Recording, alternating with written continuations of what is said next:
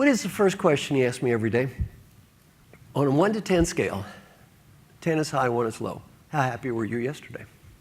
How happy were you? I don't have to work. I live in Rancho Santa Fe. I've got a home in New York. I've got a nice wife and kids. I love my job. If I'm not happy, I'm an idiot. Well, guess what? If you're not happy, somebody else is probably an idiot. Whose turn is it now?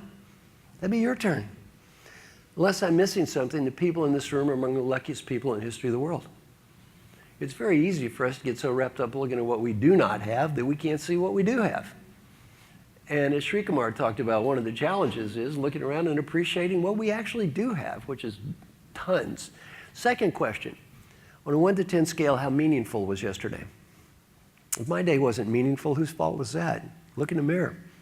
If your day's not meaningful, whose fault is that? Look in the mirror. Don't blame the rest of the world. Next question, how many times yesterday did you try to prove you were right when it was not worth it? I've almost never got a 0 my entire life.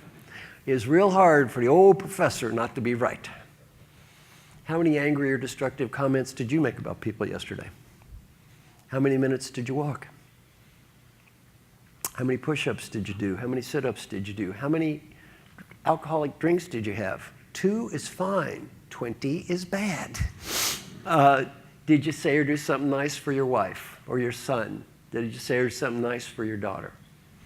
And my wife, Lida, said, good wife, Lida, there was one question that I should be challenging myself with every day.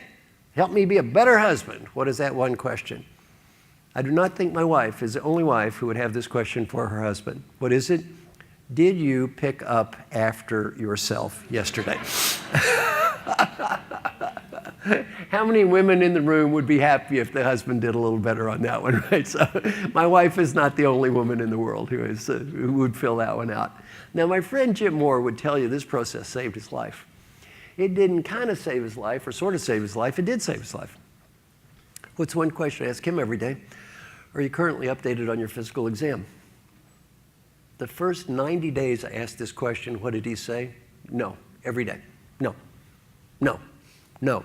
After 90 days, he said, this is ridiculous, it's embarrassing. I either have to get the stupid physical exam or quit asking the question. It's embarrassing. You got the stupid physical exam. What did the doctor say? You have cancer.